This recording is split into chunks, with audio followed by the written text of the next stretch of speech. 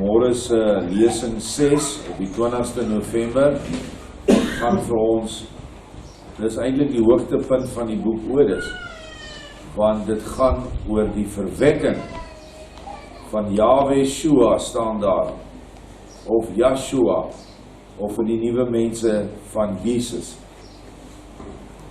Nou, voordat ons daai stuk lees, kom ons gaan net so 'n bietjie af, net na vers 5 het ek 'n stuk ingesit van Lukas 1, vers 34 en 35, en dat wanneer ons die twee gedeeltes saam lees, die Lukas deel is 'n baie bekende deel, dan kan ons sien presies hoe dit gewerk het. Toe sê Miriam, dit is in julle ou Bybels nog Maria, vir die boodskapper of engel, hoe kan dit wees aangesien ek geen man het nie? Dis nou na die engel sê jy gaan 'n kind baar. En die boodskapper antwoord en sê vir haar, die gees van die apartheid sal oor jou kom en die krag van die hoogste El sal jou oorskadu. Daarom ook sal die aparte een wat gebore word, seun van Elohim genoem word. Dis hoe dit staan in die Grieks. Die woord daar vir apartheid is hagios in Grieks en dit beteken to be set apart. En ek het toe ons die boek van herinnering vertaal 13 woordeboeke in die hande gekry, Griekse, Engelse, Hebreëse, en al 13 sê net een ding van heilig, dit is 'n apart gestelde gees. Ek noem dit hier, en dit is die gees wat oor jou sal kom. Nou, hoe sal die gees oor haar gekom het? Kom ons gaan terug en ons lees Ode 19. En julle moet onthou dat hierdie Odeboek was beskikbaar gewees vir almal daardie tyd. Die Fariseërs het afskrifte gehad in die tempel. Ander leraars het Salomo se werke bestudeer. En hier staan in Ode 19, 'n beker saad was my aangebied, en ek het hom ingeneem as die soetheid van die suiwerheid van Jahwe. Die seun is die beker, en hy wat getap is die Vader, en sy wat hom getap het, is die gees van apartheid. Die woord beker kan seker beter wees as ons sê 'n houer. Maar dit is 'n houer saad was die gees aangebied. In die hemelse sweer vind daar nie gemeenskap plaas soos by ons op ons manier nie. Die gemeenskap in die geestesfeer is 'n hoogs apart gestelde daad wat ons nog nie verstaan hoe dit gaan gebeur nie. Want dit gebeur met androgene mense of engele en in hierdie geval met vader en moeder. Die positief en negatiewe pole kom by mekaar en dan word daar 'n verwekking plaasgevind met hierdie saad wat uit die vader getap word.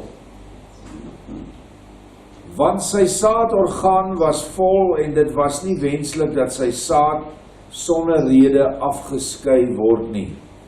Die gees van apartheid het haar skoot geopen en die saad vanuit die twee saadselle van die Vader vermeng en het die mengsel aan die wêreld gegee sonder dat hulle daarvan bewus was en hulle wat hom ontvang is in die volheid van die regterhand.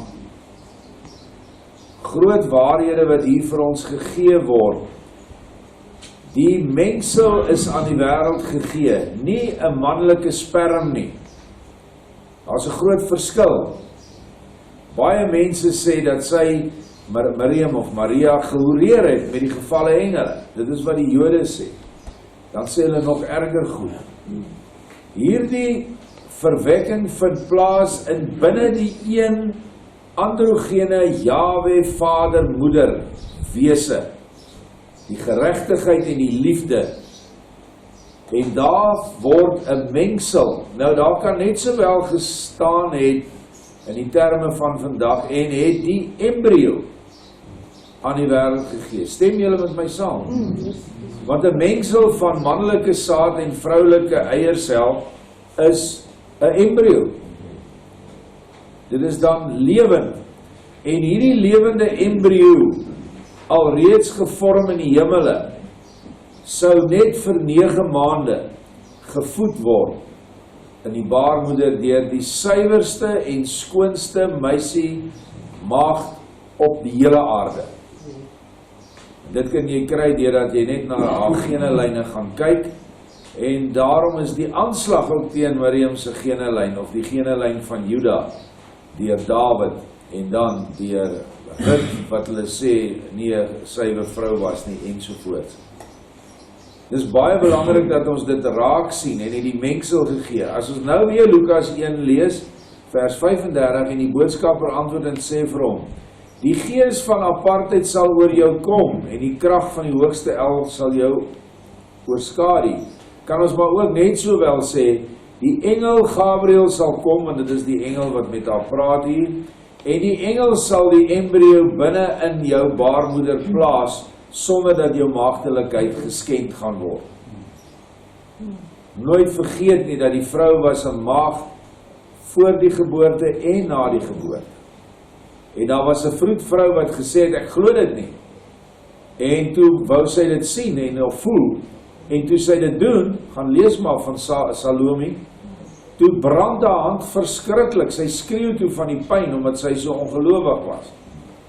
En toe Miriam, klein Jahshua, op haar hande sit en sy hom vashou, toe verdwyn die pyn. Dit sal jy in die boek Groot Evangelie van Jakobus kry. Vers 6, die baarmoeder van die maagd het die embryo omhels, en sy het swanger geword en gebaar. Onmiddellik nadat die embryo ingeplaas is, was daar groei, en almal weet hoe Josef bekommerd was, want hy's 'n ou man en hy was bang vir skande, en toe die engel hom ook kom gerusstel, sê moenie bekommerd wees nie. Dit wat in jou is van die gees van apartheid. Die maagd het 'n moeder met groot deernis geword. Sy was in barenswee en het 'n seun gebaar, sonder om pyn te voel, omdat hy nie sonder 'n rede ontstaan het nie. Sy het nie 'n vroedvrou verlang nie, want hy het haar verlos. Dit is eintlik mooi wat hier staan, want die vroedvrou het te laat gekom. En toe was die kind reeds gebore, maar wat sy wel waargeneem het, is dat hy 'n geweldige lig in die grot ingekom het, en dat die lig verdwyn het en in die kind ingegaan het. Dit was 'n getuienis wat sy kon gee, buiten dat sy nou nie kon glo 'n maagd het geboorte gegee nie. So al hierdie dinge verstaan ons nie hoe dit fisies gebeur het nie. En ons hoef dit nie te verstaan. Ons moet dit glo. En die ergste van alles is dat die leiers van die protestantse bedelings, veral die NG Kerk, glad nie meer in die maagdelike geboorte glo nie. En hulle is openlik daarmee, en die leier op hierdie plek en gebied is natuurlik professor Sakkie Spannenberg. Weet nie of hy nog by Unisa is nie, maar die liberalis was daar. Hy glo ook glad nie aan die dood en die opstanding nie, hy glo glad nie aan Jona en die vis nie, hy glo glad nie aan Noag se ark nie. Al daai goed sê hulle is stories vir die vaak. Net soos wat die Fariseërs 2000 jaar gelede ook niks geglo het van die Bybel. Hulle het niks daarvan geglo nie. Maar hulle het dit vir die mense gegee om te glo, sodat hulle kon beheer. Dis wat godsdienst in die wêreld is. Alles behalwe die suiwer godsdienst. Nou ja, ons nou raai oor dit klaar, nee? Of nog nie? Nee, vers 10. En sy het gebaar soos dit is, 'n man deur die wil van Elohim, en het hom gebaar en hom bekend gemaak, en het hom in groot krag verkry. En sy het hom liefgehad met die bevalling, en hom bewaak met minsaamheid, en hom in grootheid bekend gemaak.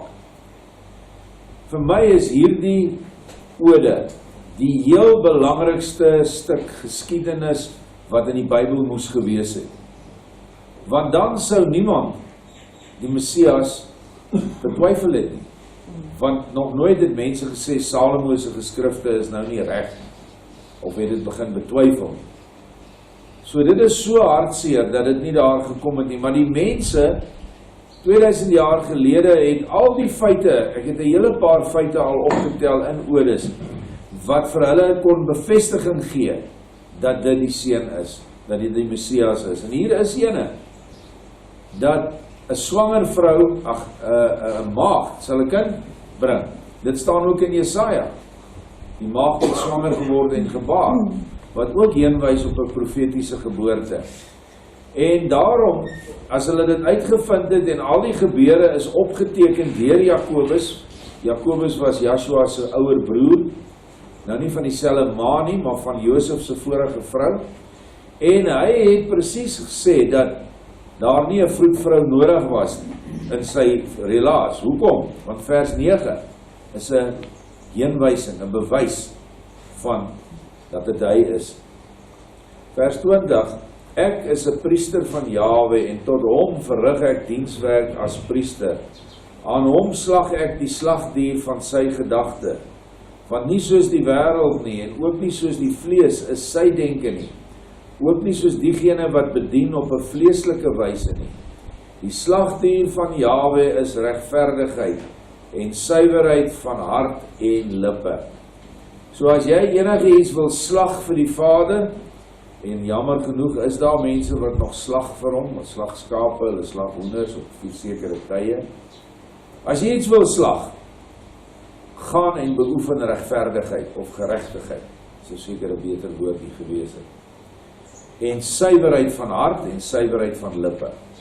Dis die slagdier wat hy verkies, is die enigste slagdier wat hy wil hê. Iewers staan daar in die psalms, berouvolle hart, dink ek, en 'n verslae gees. Dis die offer wat ek soek. Die mense dink altyd dat dit nou dan die Satan is wat jou ry wanneer jy 'n verslae gees het. Dit is maar beproewinge wat oor jou pad gestuur word om dit te kan oorkom. Ek bedoel, watter bokser gaan nou groot wedstryd boks sonder dat hy skerm, sonder dat hy oefeninge doen? En dieselfde hier, ons het 'n groot stryd voor, die Satan is hier, hy's opgestel in die laars, of in die linies, teen die boervolk. Gister se profesie van Daniël sê dit duidelik. En tog lag die volk en hulle is nog besig met allerhande goed. Offer jou niere vlekkeloos. Ek het gister gepraat, wat is die niere? Moenie dat jou ingewande ander se ingewande kwel nie. En moet ook nie dat jou siele ander se siel kwel nie. Engels, mind your own business. Moenie ander oordeel nie, sodat jy nie geoordeel word nie. Mense, dit is seker die ergste ding wat jy kan oorkom, is wanneer jy oordeel, wanneer jy val onder die wet van oordeel, of die wet van versoening en gereg, sonde en versoening. Hendrik praat baie oor daai wet, die wet van sonde en versoening. Want dan sny jy jou af van die ewige lewe, van die hemelse dinge, totdat jy daai ding reggemaak het, die sonde vergewe het wat ander teen jou gedoen het, vergewing gaan soek het op alle vlakke, en as die persoon jou verwerp, dan is dit reg so, dan is jy reg en hy bly verkeerd. Maar dit is wat hy sê, en ons kwel ons baie keer so oor 'n ander ou se ingewande. Nou dis die geestelike ingewande. Dit is wat jy die ander persoon nou aanvaar as waarheid en verwerp as waarheid. En dan is ons heeltyd besig met die mens. In steede van om net vir die ou te bid, ryg ons baie keer die derms uit. Jy mag nie, vers 6, 'n baster verwek deur die bloed van jou siel nie. Ook mag jy nie probeer om jou naaste te bedrieg nie. Ook mag jy hom nie die bedekking van sy naaktheid ontneem nie. Maar beklee jou met die barmhartigheid van die gewillige meester. Kom na die paradys en maak vir jouself 'n krans vir versiering van sy boom. En plaas haar op jou hoof en verlustig jou in haar en leun op haar kalmte. Ek sal nou by daai stuk kom, maar hier duidelik 'n baster verwek deur die bloed van jou siel. Dit is 'n gruwel in Vader se oë. Hy is besig om die gedeeltes uit die wet aan te haal. Maar ook, moenie dat daar 'n verbastering in jou bloed, want die siel is in die bloed. Moenie vals leerstellings deur jou liggaam laat vloei nie, jou geestelike liggaam. Want hy het nou net gepraat van geestelike niere, geestelike hart ensovoorts. So wat ons hier baie duidelik kry, is dat ons 'n suiwer geloof moet hê. Ons moenie ons naaste bedrieg nie, maar dan ook mag jy nie die bedekking van sy naaktheid ontneem nie. Nou as jy nie die Hebreëse taal heeltemal goed magtig is nie, ek wil nie eintlik sê die taal nie, maar hulle manier van spraak, Om die naaktheid van jou broer te ontneem, is om gemeenskap met jou broer se vrou te hê. En dit staan in Levitikus 20, dink ek vers 19, daarom. Jy mag die naaktheid van jou broer nie sien nie. En as jy dit sien, dan beteken dit jy het met haar gemeenskap gehad. Dit het nie so in die Bybel gestaan nie, maar dis wat dit beteken het. Verstaan julle nou, hoekom het die broers gegaan nadat Gam die naaktheid van Noag ontbloot het, of gesien het, staan daar. Dis baie dieper as net, hy het dit gesien. Daar was, lyk my, gemeenskap betrokke gewees.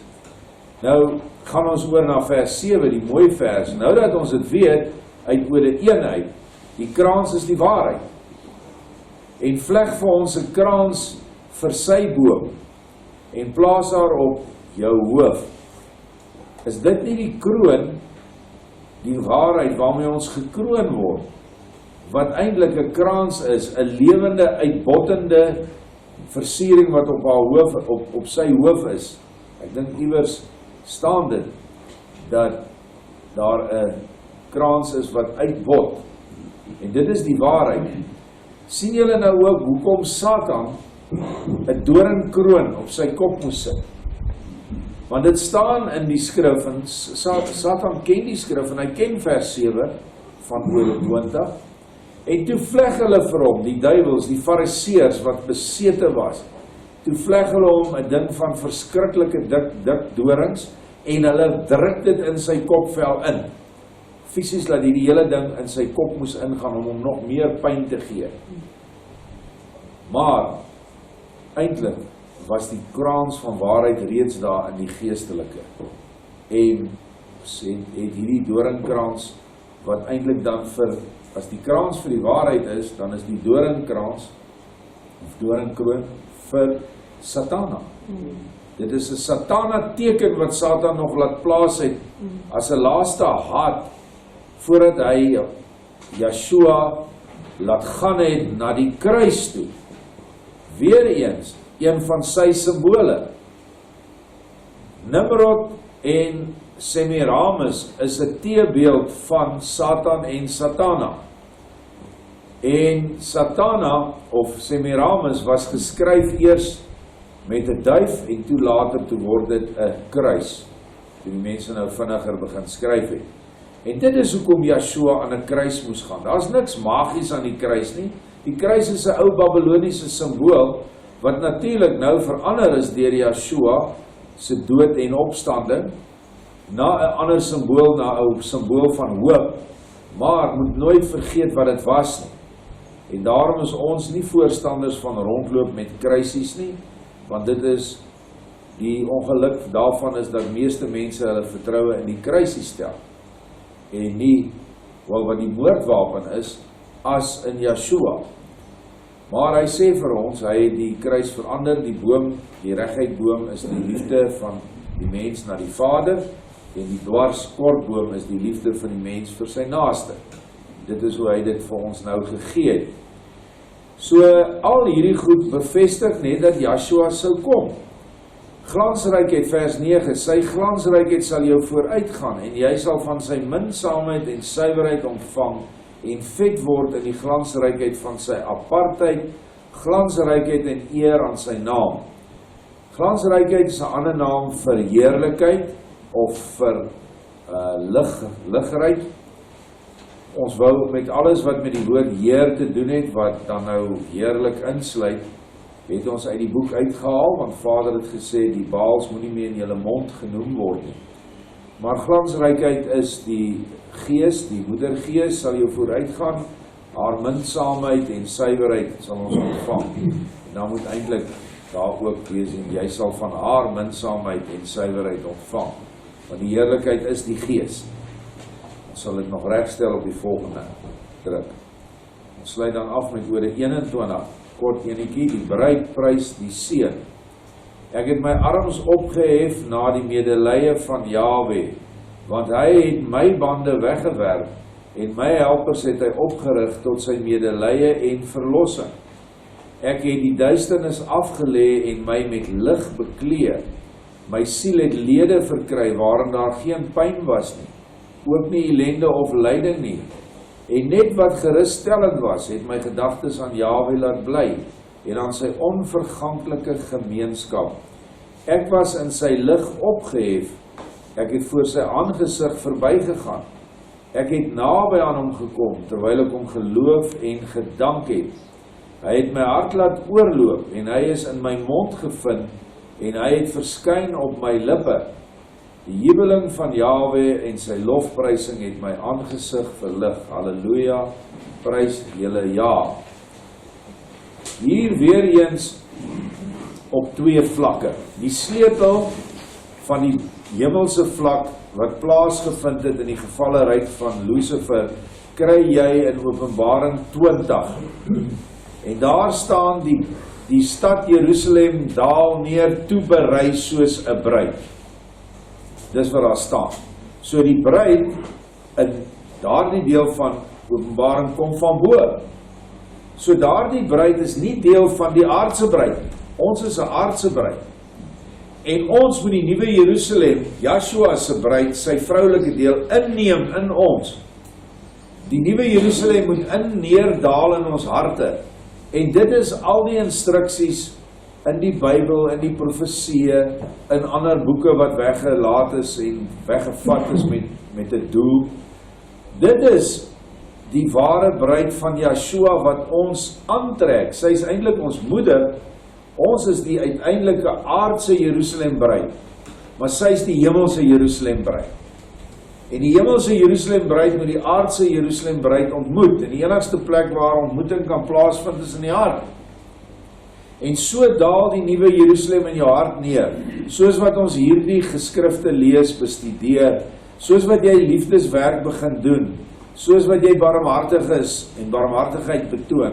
Al hierdie goed veroorsaak dat ons dan met hom een word.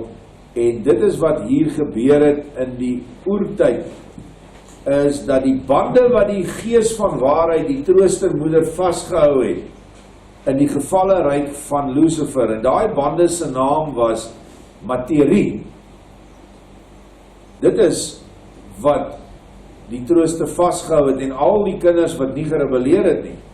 En die helpers hierso moet ook eintlik hoofletter wees, is daar die 7 geeste, wat ons in die voorafgaande odes gesien het, dit het gehelp om die waarheid uit te kry in die hele eenwording wat nou met Jahshua gaan plaasvind.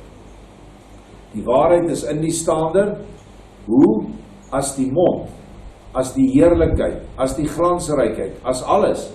En die 7 engelgeeste word nou gevoed, waar aanvanklik dit nie so was nie, word nou gevoed deur Jahshua en die trooster.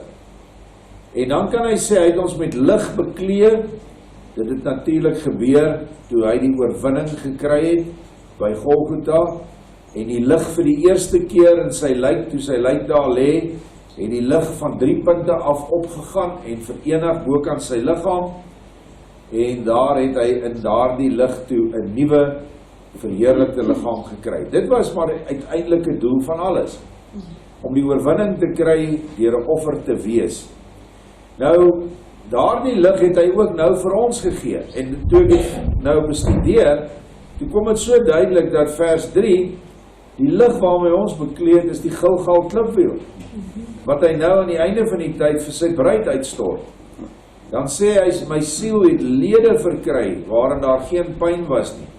Nou die siel hier is die groot gesamentlike gees van waarheid, siel, wat ons dan opneem, ons trek haar aan, en dit is die regverdige dade, wat dan die bruidskleed word, vir jou eenwording met Jahshua. Dit is eintlik so eenvoudig. En dit is wat hier staan, jou lede in jou siel het nou begin werk. Jy het nou geestelike arms begin kry, geestelike voete, geestelike niere, geestelike hart. Dit is wat eintlik hier gebeur. Jy het lewend geword. Jy is nou iemand wat leef vanuit die heilige. Dit is, jy is nie meer in die voorportaal nie. Jy het nou deurgegaan, jy is gedoop, jy het jou ou kleed afgegooi, en nou leef jy met die verwagting dat Jahshua se liggaam wat geskeur het in die vorm van die voorhangsel, dat hy ook nou ons voorhangsel sal skeur, wat ook ons vlees is, sodat die band tussen vlees en siel gebreek kan word en jy 'n verheerlikte siel word met 'n aardse liggaam. Dit klink bietjie moeilik om dit te verstaan, maar dit sal dan 'n liggaam wees wat nie gebonde is aan die gevalle materie nie. Dit is 'n liggaam soos Jahshua se toe hy opgestaan het, toe hy deur mure kon loop, toe hy kon verskyn langs mense, hulle stap nog na verskyn hy daar, maar hy kon ook vis eet. Hy kon mens wees en engelwese. Nou kyk, hy sê, ek was in sy lig opgehef, vers 6, en ek het voor sy aangesig verbygegaan. Is dit nie wat ons oral sien? Ek lees nou weer die ouer profesie oor Gilgal. Die lig vat ons, niks te doen met die fisiese goed nie, en dit hef ons op na 'n hemelse waarheidsvlak, wat ander mense nie gaan van verstaan nie. Ek het naby aan hom gekom. Ek hoef niks eens verder daar te sê nie, ons kyk maar net, die wat skryf, hoe naby hulle aan hom gekom het. En soos ons gister het ek 'n man gepraat, wat ook lank saam met ons is, en hy sê, ek vat elke beloftetjie, wat Vader vir Christine, of vir Daniel, of vir Anelda, of wie ook al gee, vat ek daai belofte vir my. Want ek is bruid, en sy gaan so naby aan hom. En dit is 'n eerste in die hele wêreld, dat ons mense het, wat nou so naby aan hom kan kom in die geeste sweer. En alhoekom hulle so naby aan hom kan kom, is omdat hulle amper nie meer mensevlees het. Dis nog die laaste stukkies van die mensvlees wat moet weg, dan kan jy permanent by hom wees. Jy en ek in hierdie gewaad kan hom nie sien. Ons sal eerst sterf van liefde as hy weggaan, ons sal nie meer wil leef nie. En tweedens kan ons dan ook skade kry. Hy openbaar hom, maar hy openbaar hom eers dat jy hom na ruk, miskien sal jy dit onthou, maar weet jy, daar was iets snaaks. Maar nou ja, weer eens, hy is in my mond gevind, het ons net nou gister gelees, die mond van Jahwe is die vroulike, dis waar die stem uitkom, dit is dan ook die bruid, is die mond van Jahwe aan die einde van die tyd. Lees maar weer Openbaring en dan sal jy die goed by mekaar kan bring. Dit staan daar, dit is net bietjie verborge. Nou ja, dis daai 3 odes vanoggend, ek dink, daar is baie mooi goed wat vir ons meer duidelikheid gee. Dat jy hoef nou nie meer, as mense vir jou lelike dinge van Jahshua se geboorte sê, dit is wat jy nou weet. Dankie.